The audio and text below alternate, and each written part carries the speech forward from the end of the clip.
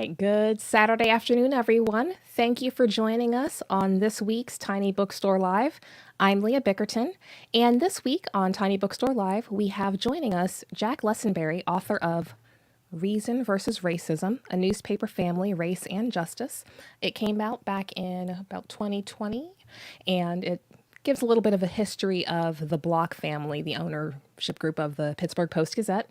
And we'll also be talking about my views on the Rooney Rule and also a little bit about Miranda and the sequel to the series Sex and the City, you know, and just like that. So, let's get this started. I'd like to introduce Jack Lessenberry. Pleasure to be here. I'm honored, Leah, and I'm hoping you're going to read me my Miranda warning. Well, you're on notice. Good. All right. So if you can just tell us a little bit about yourself. Sure. Well, I'm a longtime journalist, former professor, and these days I'm writing books. And this present book is sort of interesting. The Block family, who own, as of course, the Pittsburgh Post-Gazette, the paper in Toledo, and other papers. I've known and had a tangential connection with them for a while. For many years, I was the ombudsman for the Toledo newspaper. If you're an ombudsman, you make nobody happy. But they had an editorial, a clumsy editorial that ran on Martin Luther King Day in 2018, and they were accused of being racist. The CEO said that he thought they had a good reputation on race, and he asked me if I'd be willing to write and research a book about it. And I said, yes, as long as I can publish whatever I find, good or bad, no censorship, no decision other than mine, what's in the book. He agreed to that without any difficulty. And he wanted me to look at every paper the family had ever published. In fact, he said, read every page of every paper we ever published. I said, that'd be utterly impossible, but I can try. And so I went around the country with my wife, Elizabeth, is an archivist. She helped me a lot. We read Block newspapers in 7 or 8 cities, from Nashville to Duluth, Lancaster, Pennsylvania, and of course, Pittsburgh. And I wrote a book about that. But it's not just about, you say, who would want to read a book about a newspaper family? Well, it's also really a book about African-American and white relations in this country over the last century and a half, how that's reflected through media, and sort of how this played out. And in the process, I found a lot of really, really good stories, especially concerning Pittsburgh. Okay. Thank you for that. So just to get right into it, you mentioned that the Block family actually asked you to write this book. And it seems like the title is referencing that particular issue. Yeah, well, it's referring to the editorial. The editorial had a title somewhat like that. I think it was a Reason as Racism or something. And it was an editorial that appeared to be, what it was doing was it was trying to do two things clumsily. It first of all said that something most of us would agree with, that sometimes if you call somebody a racist, you just throw that out there. It sort of stops discussion. And sometimes people are called racist who, when it's sort of unfair. And then it was coupled with support, I guess, for Donald Trump's immigration policy, which I made it very clear and say in the book, I totally disagree with. I have no use for Donald Trump's policies on anything, as a matter of fact, but I thought that was especially bad. And I sort of discussed at the end of the book, this editorial, to what extent it's racist. It was certainly stupidly done. I have no defense for it.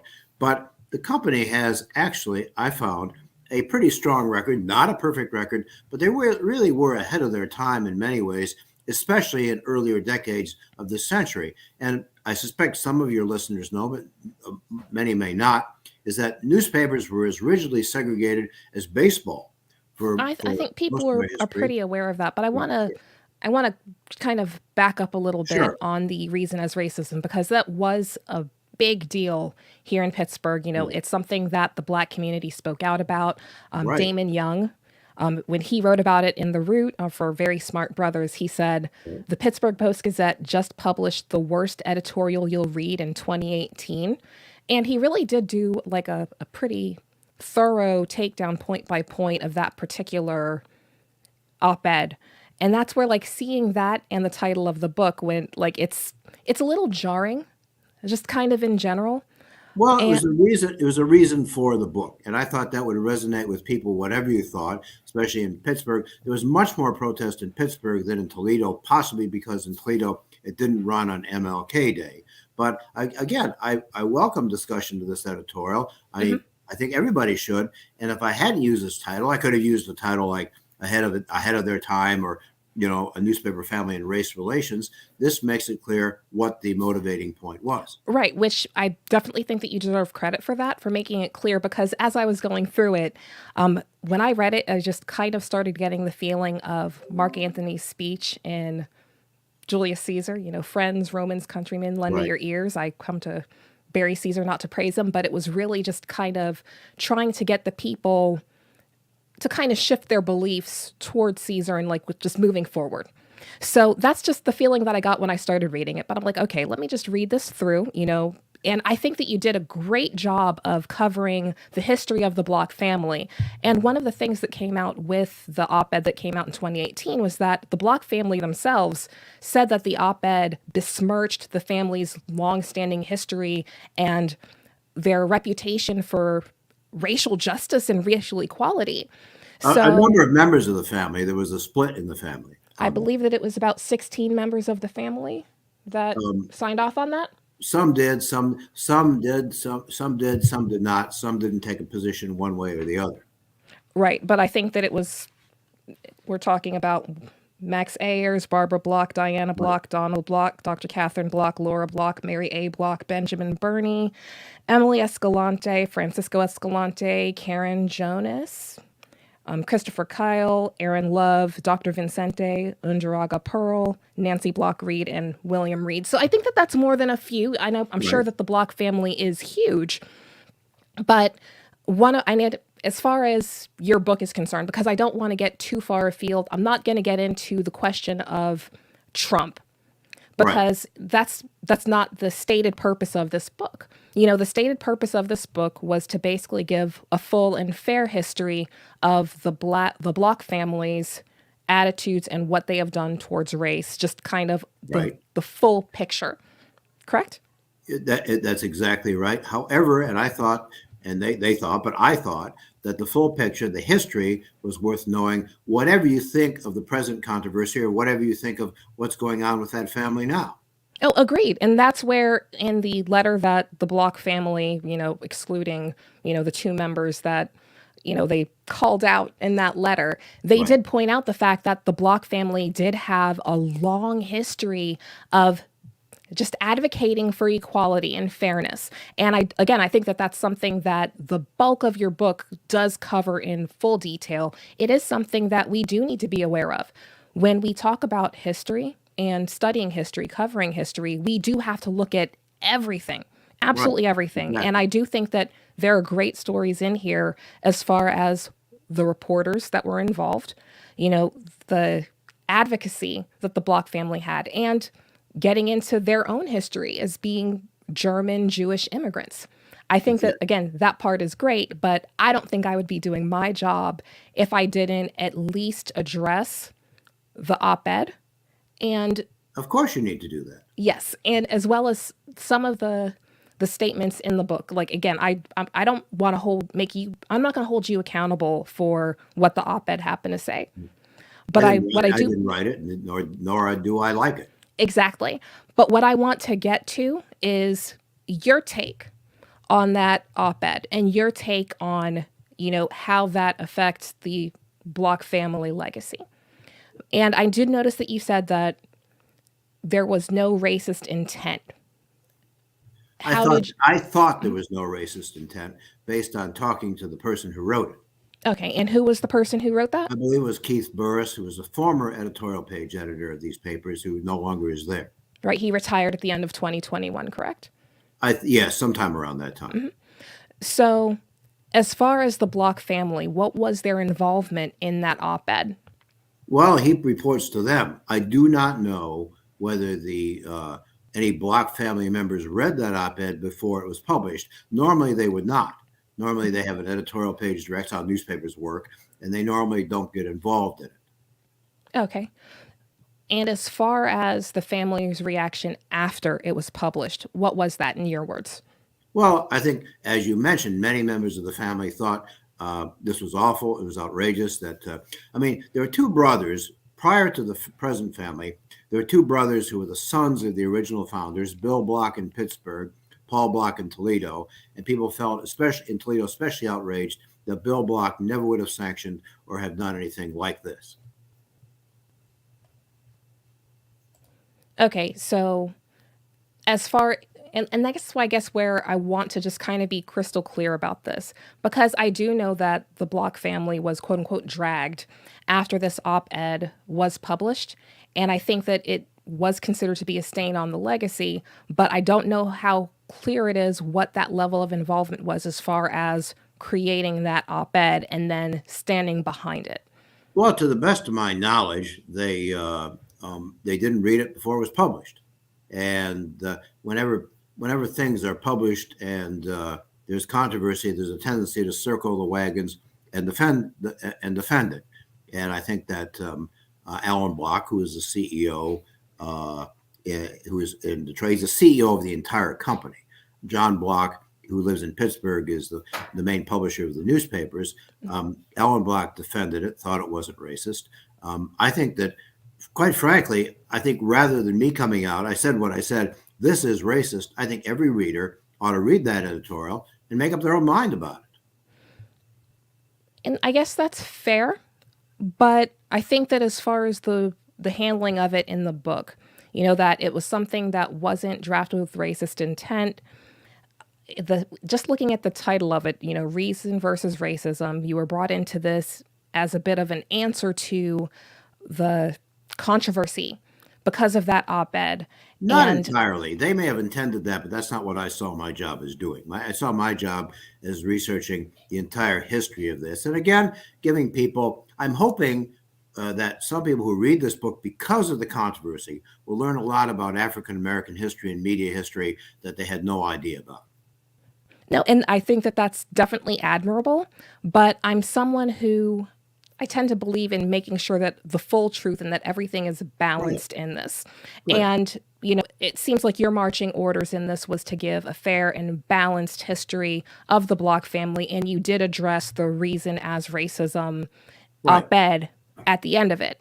And I think that one of the issues that I had as I was going through it is that, and I mean this with all due respect, Jack, if I can call you Jack. Sure. It seemed like a little bit of a dodge. Like there's a clear definition of what racism is, at least for newspapers. Specifically, I'm not sure I agree with you about that. Actually, the Associated Press style book has a specific definition of how racism should be used for journalists, right? They define racism as a doctrine asserting racial differences in character, intelligence, etc., and the superiority of one race over another, or racial discrimination or feelings of hatred or bigotry toward people of another race. Going down a little bit further, they do say that you want to avoid using racist or any other label as a noun for a person. It's far harder to match the complexity of a person to a definition or label than it is a statement or action. Instead, be specific in describing the person's words or actions. Jumping forward a little bit more, cases in which the term racist might be used include identifying as racist support for avowed racist organizations, statements calling another race or ethnic group inferior, or employing negative stereotypes for different racial or ethnic groups. Now, as far as the op-ed saying that you shouldn't just be tossing around the word racist, I get that. Just from a logical point of view, if you're trying to make a point, calling someone a racist is an ad hominem attack. You're talking about the person, not necessarily what they're doing, right? Right. Okay, so I think that much we can agree on. The problem is that as far as the question of whether the op-ed was basically endorsing racism, whitewashing racism, or making a racist statement in itself, I think that even if it wasn't intentional, that there's an argument to be made that it was a racist statement made in the op-ed. Well, read specifically what part of it you think is a racist statement. I am glad that you asked. So, when we're going through the op-ed, they said that To the president, it is a reasonable goal and one that most Americans would agree upon to want to naturalize more people based on merit. Their quotes, not mine. We want more people who can contribute to our culture and economy, and they tend to come from stable nations. Jumping forward a little bit more, it is not racist to say that this country cannot take only the worst people from the worst places, and that we want some of the best people from the best places, many of which are inhabited by people of color. That's not racism, it is reason. Yes, we should take in unskilled refugees. We also want more Indian PhDs and engineers. Super racist. I'm not sure about that. I'm pretty sure about it. But I can actually explain it with one simple question as far as why that's super racist. okay. If we're talking about the question of merit, and that's what the standard is, people who have merit, why didn't they ask why we can't have more Haitian engineers and PhDs? Why was the question Indian engineers and PhDs? That's a good point. And I would guess that the reasoning there, and this is just a guess based on talking to these folks, is that their perception is that there are more. Well, certainly there's more people in India than in Haiti, and I've been to Haiti, but I don't know. I think it was probably a bad idea to specify a country, a group, or whatever. I think that if they were going to say that, the thing is that we need more engineers. That's where the racism tends to lie. Like, as far as racism is concerned, it's not just the Bull Connor, Dylan Roof type racism. It's what you don't see in people. It's the potential that you don't see. The fact that it didn't enter their minds to say, hey, we want merit. We want higher quality immigrants. We want people with engineering degrees from Haiti, because Haiti, they have engineering schools. Right. They have medical schools. Right. So the fact that it didn't even enter their minds that, okay, if we want to have a truly colorblind and a policy that's not racist, then we want Black countries. But as far as like engineering degrees, higher degrees, hey, as far as whether that's a question of merit versus race, I think it's right certainly there. I think it's certainly a insensitivity. I certainly think that editorial at the best was insensitive, and it was poorly put. And again, I don't sanction it. I don't especially agree with it, but I'm saying what they said. I made sure that the book did not just talk about the editorial; it reprinted it in full. Right. So people can read it and make up their own minds about it. I don't think people need to be spoon-fed and have me say, hey, I think this is racist. I think that people sometimes resent journalists who do that.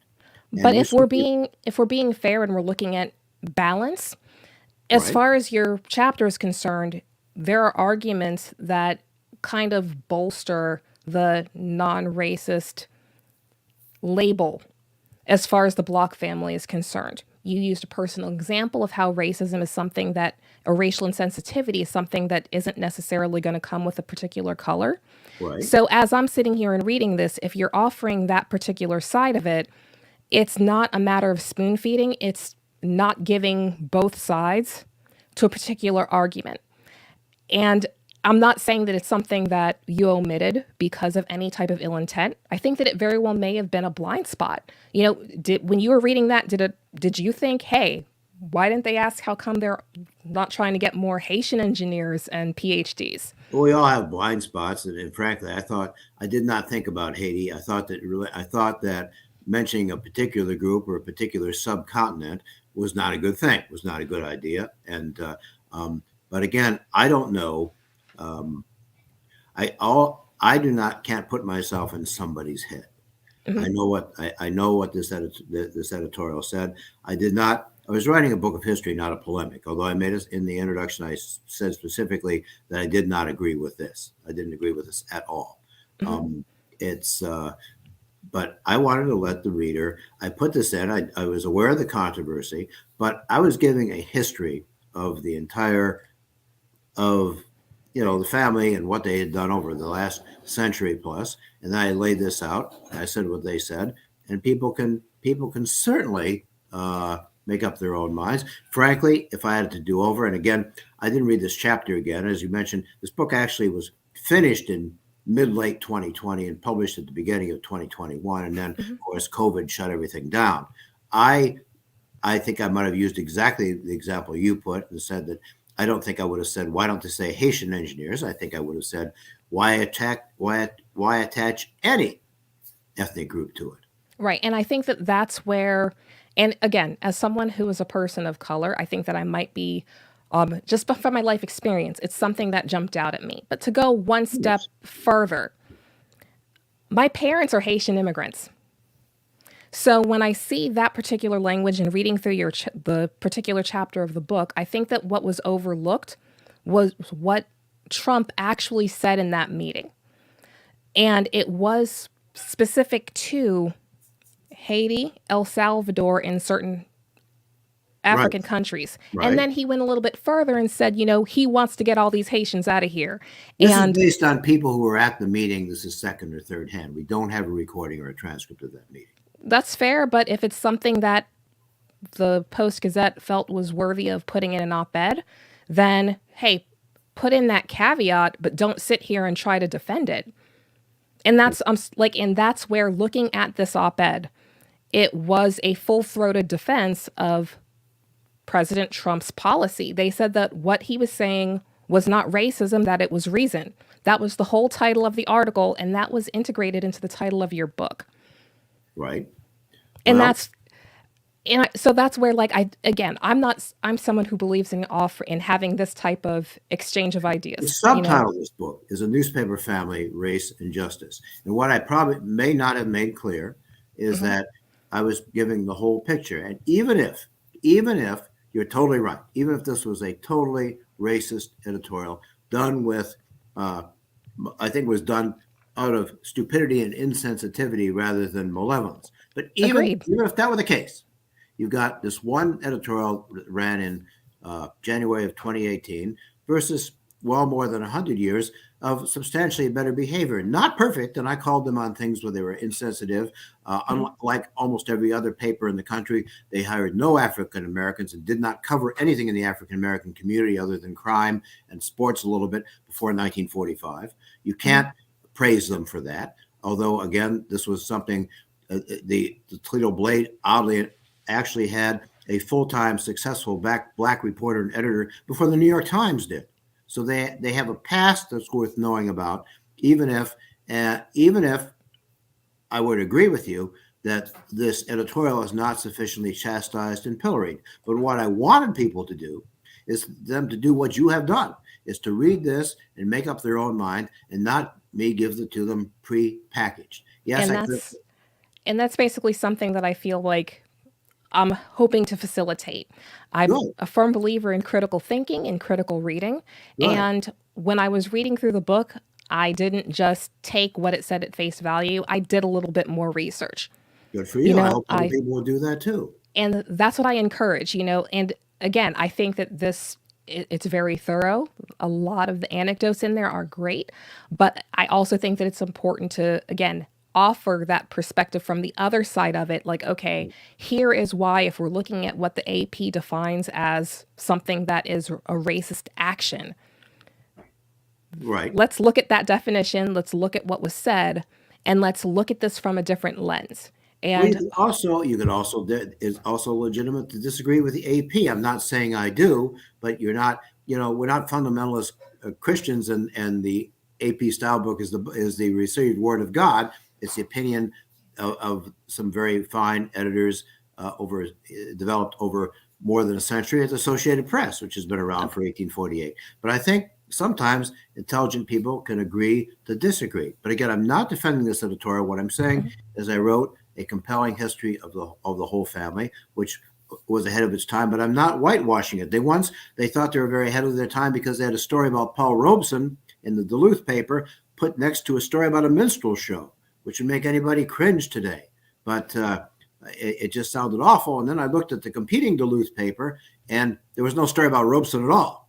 So you have to weigh everything again in terms of the historical lens. But I'm very happy to have anybody think whatever they wanted to think about that editorial.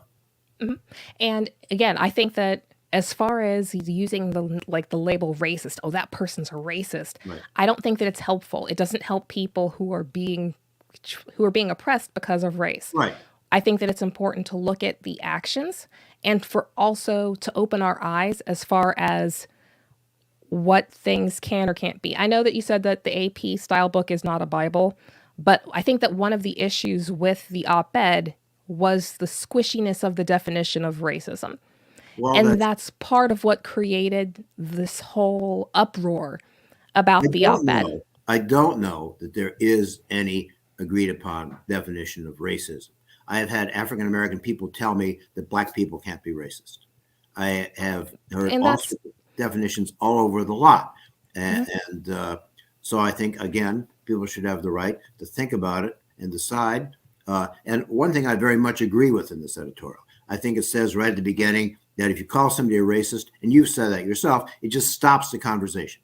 Right. People stop, okay, they're a racist. If I had said that, okay, this editorial is racist, then people cease to think about it. And I think I've been trying to approach it. I probably did not do it perfectly well. Nobody does. But I tried to approach this with some nuance.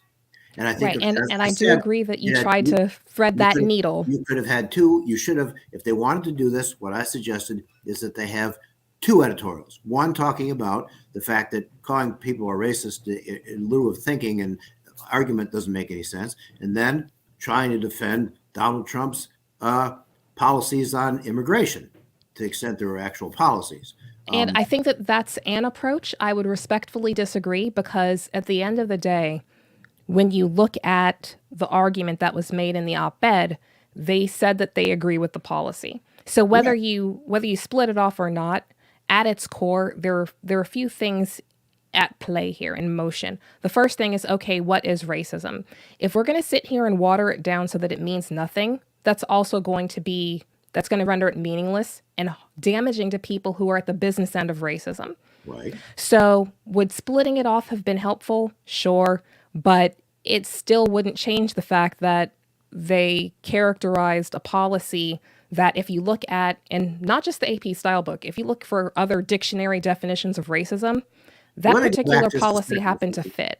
I do want to defend them on one thing. They did not say they weren't in favor of saying there's no such thing as racism or dialing it down to nothing. I think they say something like Dylan Roof. It should be reserved for people like Bull Connor and We Dylan Roof. need to confine the word racist to people like Connor and Dylan Roof. For if every person who speaks inelegantly or from a position of privilege or ignorance or expresses an idea we dislike or happens to be a white male is a racist, the term is devoid of meaning. And that's great. I agree with as far as, just not calling everyone a racist. The problem is that if we don't call out racism when it actually is racism, then yeah, that word is going to be meaningless. And I would certainly agree with you that especially among Caucasian Americans, among white people, there's a lot of unconscious racism and subconscious racism, and people I who think don't. everyone has unconscious racism, Right. but go Oh, they on. certainly do. And everybody, yeah, people, there are certainly a lot of white people my age and older think, well, everybody has the right to eat at lunch counters nowadays. And I was against using those fire hoses on those children at the Edmund Pettus Bridge. So I'm not racist. And of course, that's ridiculous. It goes a lot farther than that. But again, I, I can't tell you exactly, we can judge from the text, which is always imperfect. I can't tell you what was in the head of Keith Burris when he wrote that. And I do not know to what extent, if any, he consulted with the owners of the paper. Normally, one would not. Normally, at most newspapers, most editorials they hire an editorial director, leave them to do their work. They would consult with an editorial page director on things like presidential endorsements, but I doubt that they did in this case.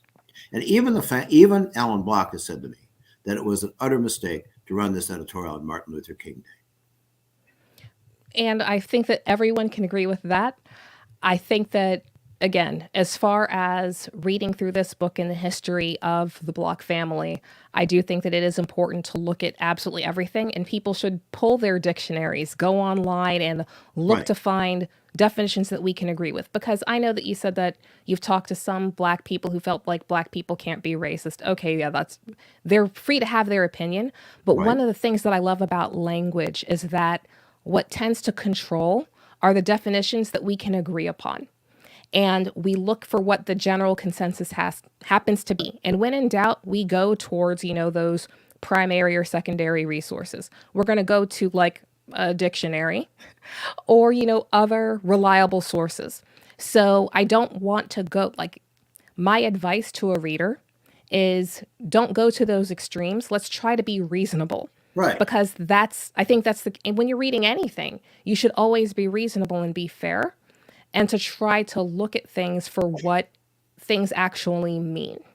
And I Well, think that one of the issues with this op ed is that it did happen to water down that definition of racism. And it also happened to strip the racial consciousness of the Trump immigration policies that was clearly present to those who were present in the room. Now, like you said, hey, it's debatable as far as whether he said that or not.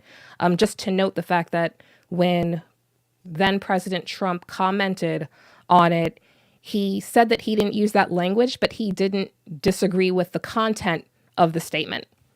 I'm not sure I believe him either about that. But at any rate, but what I would like to sort of leave you with is, even if you think that I've to some extent, and I would say unwittingly, whitewashed this particular editorial, I think that my book is worthwhile, even if you didn't read that last chapter, because I attempted to teach people of all kinds, sort of about not only the history of this newspaper family, but history about race in this country and how things were covered or not covered by the white press, about things that what I didn't know was that the Pittsburgh Post-Gazette had a white reporter who, long before Black Like Me, which in my time everybody had to read it in high school, infiltrated the Jim Crow South and lived as a Black man for 30 days in 1948, when it was far more dangerous, and that they exposed things like Hugo Black's membership in the Ku Klux Klan.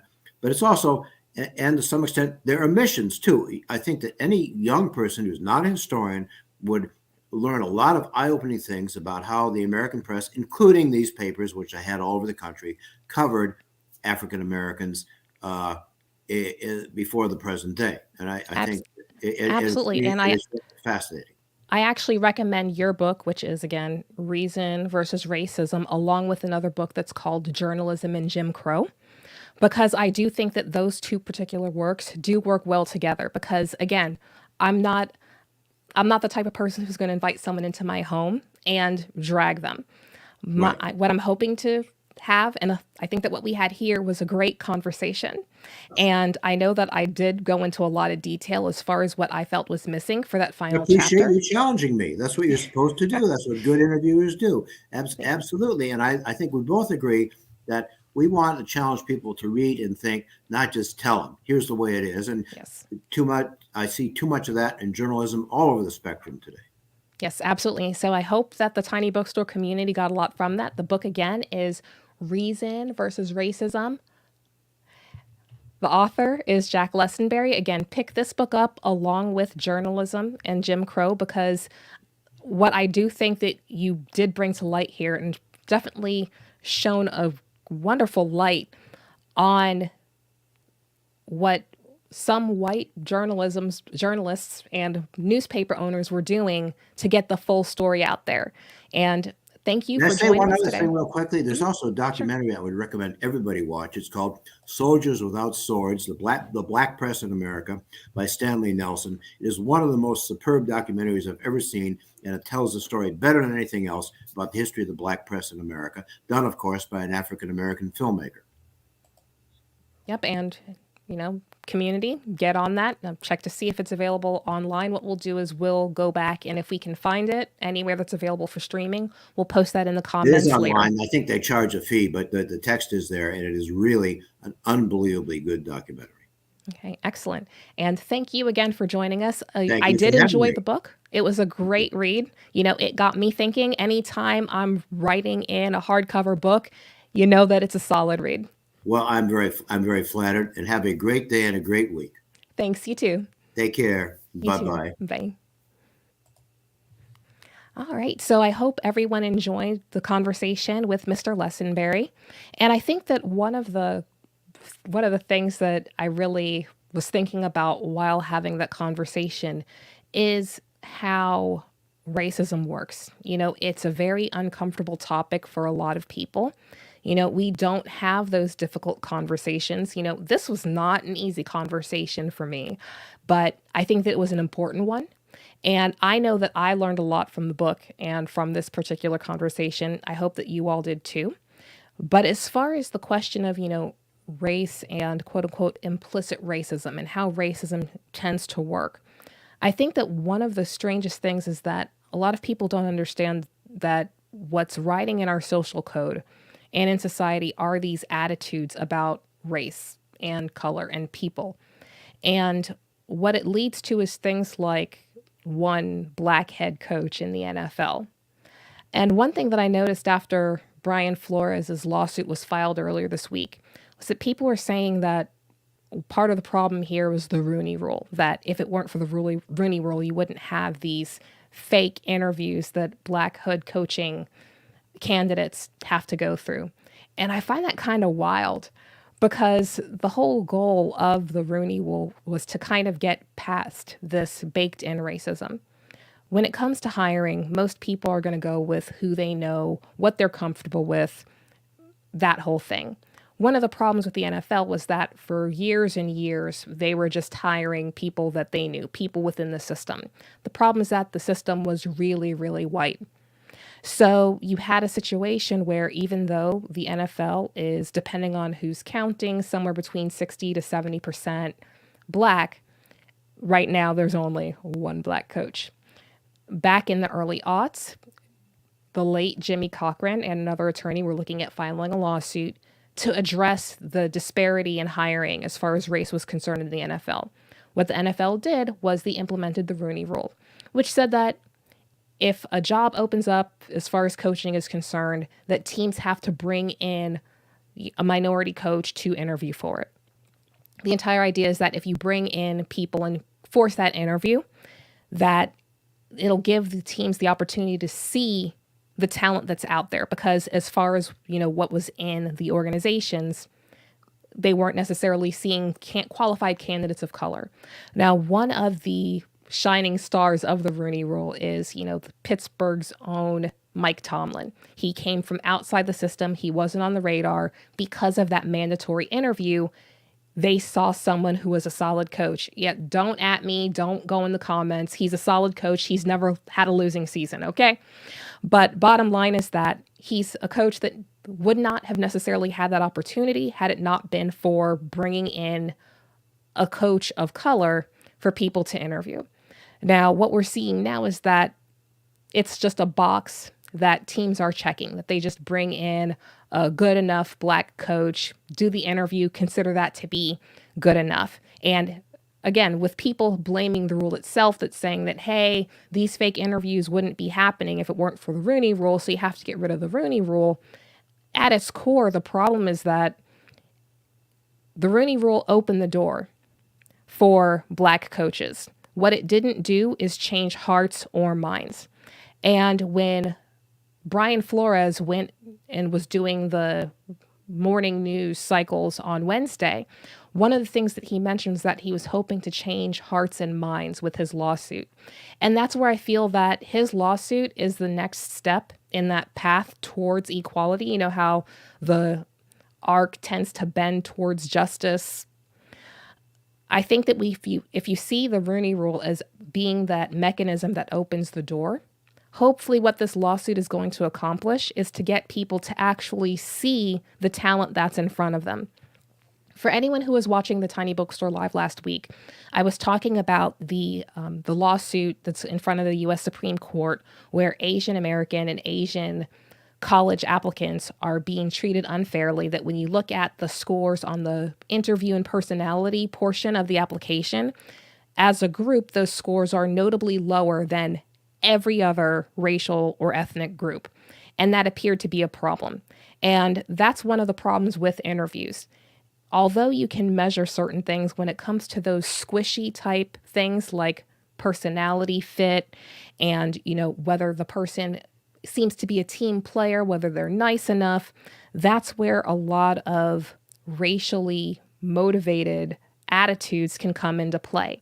And what we're potentially seeing here with the hiring situation in the NFL is that what we keep hearing about the coaches is that, okay, on the one hand, people are saying that they're not that great, but then you have people with winning seasons getting fired anyway. And the feedback that you get about that is that, well, they had a difficult personality.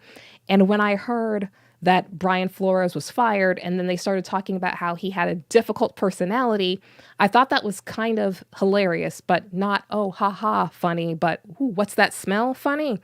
Because it struck me as being that squishy type of racism where because he didn't fit a particular point of view, or perhaps there was the stereotype of a difficult Black person that may have gotten in the way of his employment. So again, it goes back to changing those hearts and minds.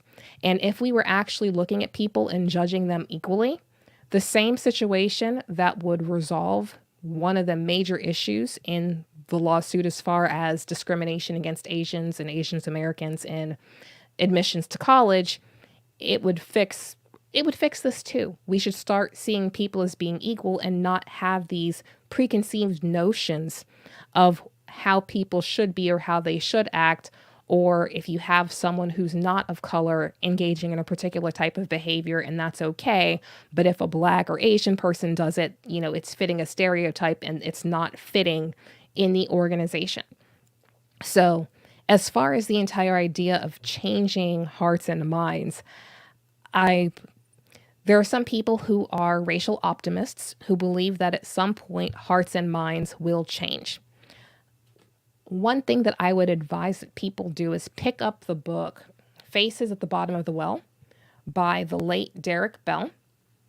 Yes, the critical race theory, Derek Bell, but if you've only heard of him and have not actually read the book, I'd recommend picking up this book and reading it, because I think that it does give a lot of insight as far as what we're seeing, as far as these intractable attitudes about race, where we're not seeing people as people, that we're seeing Black people not getting the positions that they are otherwise qualified for.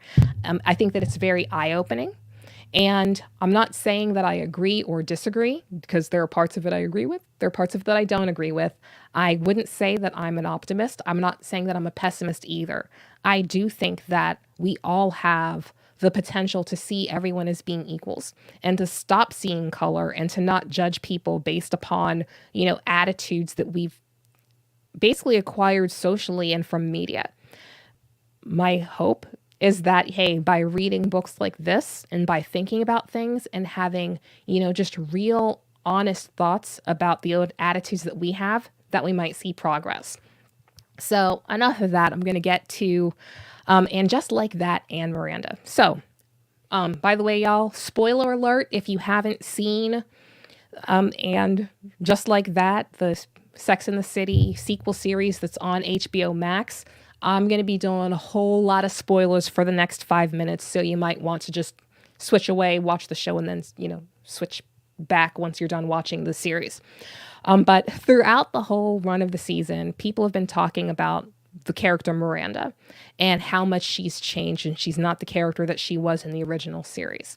For those who didn't watch the original Sex and the City, Miranda was the strong, reasonable member of the group, of the quartet. She was a high-powered corporate lawyer, and she didn't necessarily felt like she needed a man. If one fit the picture, that's great, but she was constantly going for that brass ring. And for a lot of people, she was woman goals or girl goals. She was that girl boss. And in the latest series, where we found her was as someone who was in a marriage that she wasn't really happy with, that She gave up her career as a high-powered corporate attorney to go back to learn more about social justice and the law. She was in a relationship with her husband that wasn't necessarily working anymore. They weren't having relations for years by the time this came up, and she was a functioning alcoholic. So where we found her was not necessarily where we last saw her back at the end of the series. Yes, I know there were 2 movies. I don't talk about those 2 movies. But ultimately, as far as the seeing Miranda where she was now, it was a little bit jarring. At first, people thought, maybe the alcoholism thing was just the light alcoholism that people picked up during the pandemic. But when we see how she was so uncomfortable in interacting with people of color and dealing with, the navigating the gender binary and all of that, she seemed to be trying too hard to be woke, and it didn't seem like she fit in anywhere. She went from being the strong, confident person to someone who was just like she was a woke mess. And one of the critique that people were having is, where was this strong character? And even I was wondering, where exactly are they going with this? But in the episode where Miranda had an affair with Che Diaz, who was the non-binary character played by Tony Award-winning actress and Grey's Anatomy star Sarah Ramirez. And again, so Miranda fell for Che, had an affair, and had an emotional breakdown with Carrie where she finally mentioned that, she's unhappy. That as far as her whole life is concerned, she doesn't necessarily recognize who she is, and she's not happy. And from that point forward, she carried on an affair, ended up separating and initiating a divorce with Steve. And what I noticed this morning in an article where it was in The Atlantic. If you look down on our thread on Facebook or Twitter, you'll see a link to that particular article in The Atlantic. But the writer said that we need to talk about Miranda and how it was disappointing what happened to this strong female character, and what she did to Steve was wrong, and that she just left him for no reason, and that wasn't right. And it occurred to me that really strikes me as being a toxic form of feminism. And it shows what I think that society-wide there tends to be an act to not see women for who they are and to not embrace them for who they choose to be. So looking back at second wave and third wave feminism, that was all about, the lean in, the girl boss, that you can have it all, that you can have that career and have love and have a family and do it in 4-inch stilettos and everything is going to be perfect. The story of Miranda's character is how maybe you can't necessarily have all of those things at the same time, but more importantly, what happens if one, that was never what you actually wanted. That was just what was expected of you as a feminist. And what if you get to a stage in your life where that's not what you want anymore? That's not who you are anymore. And I think that what we're seeing in this new wave of feminism is more of that acceptance of who you are and seeing women as individuals and not necessarily as part of a group. We saw the mommy wars where you have quote unquote stay at home, or as I prefer to call them, work at home moms versus mothers who work outside of the house. Like, who does more? Who's the harder working mother? Who's actually fulfilling feminism? And that's where for second and third wave feminism, the entire idea is that, we can go out there and be in the workforce and get that brass ring and be the best. And that's what feminism is. I think that what we're seeing in the trajectory of Miranda's character is that feminism is freedom to live your life on your own terms as a woman, that your gender doesn't limit where you find your happiness, what you do in your career, or whether you should stay in a marriage. Because, hey, as far as Miranda cheating on Steve, okay, yeah, that's bad. But deciding to get out of marriage because it just doesn't work anymore and not letting him persuade her back into it, that's part of life. That's okay. And I think that that's something that if we look at the current wave of feminism, that's something that it's in favor of. that there doesn't need to be an explanation for why she does not want to be married to this person anymore. She loves him as a friend, not as a spouse. She wants to get out. She doesn't have to have a reason why. Now, there's a question of whether it was all a function of her relationship with Che. But I think that one of the important things to see at the very end of the last episode of the season, which was season 10, Miranda kept her gray hair through the entire season. End of the last episode, she has her red hair back, down to dyeing the eyebrows red as well. And it occurred to me in that moment that, like, that's how Miranda got her groove back. There was a little, just seeing that particular scene where she's with her teenage son who was about to go on a trip to Europe, and she was about to get on a flight to go to Los Angeles, where we see in that juxtaposition is that you see her son starting to grow and move on to the next adventure in his life. And Miranda's about to do the exact same thing. And I think that as we're looking through that season of the show, to look at that through the lens of, this is a good thing for a character to decide that, you know what, that life wasn't working for me anymore. I know that that was the expectation of me, that I'm supposed to have this label that I'm a liberal feminist, I'm a corporate lawyer, I'm a social justice lawyer, I'm a social justice activist, just to decide, hey, I'm just me, I'm going to be me, and I'm going to be happy, and that's good enough. And I think that that's just really an awesome view of, you know, where feminism is right now. So those are my thoughts on Miranda and what happened to Miranda. And I say good things just happened to Miranda. Miranda got her groove back, and that's great. And we should support that. And we should also support better scripts for Che Diaz, because they did Sarah Ramirez dirty with those scripts. They did. So that's my feeling on that particular issue. And hey, you know, hit the comments, let me know what you think about that as well. But to wrap things up, I want to remind everyone about our reading groups. The first, we're doing Just Invisible Man by Ralph Ellison. We'll be reading that just basically at your own pace throughout the month. I'll be talking about it at the last live stream. So the last Tiny Bookstore Live, last Saturday in February, we'll be discussing that. And one other thing that I'm really excited about that I've been working on for about a year and a half is how to do in-depth discussion of certain books without having to deal with trolls, and just having a safe environment for the community and for myself. And I figured it out. So what we're doing for certain reading groups is doing it in what looks to be kind of like a course format. So that way I'm reading through the book and I'm telling you my thoughts, and you can go into the comments and also, you know, engage the chat function to talk to me about that as well. So that's, you know, the new thing with the reading group. The details are going to be dropping later on this week, and what we're going to be doing for that first reading group, and it's going to be a seasonal thing. It is going to be Where Do We Go From Here by Martin Luther King Jr. I know I mentioned that last month, but here is a little bit more in the way of detail. It's going to be in the reading group that's going to be done on our course page. More details coming later on this week. And with that, I just want to give you a heads up that for next week's Tiny Bookstore Live, we're going to be talking with the author Leah Henderson right in this particular spot. And I'm looking forward to it. It's going to be a great conversation.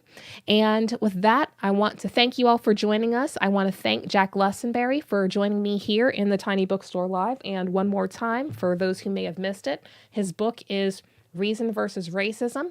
You're going to want to pick this up, as well as Journalism and Jim Crow. And with that, I will see you all next week.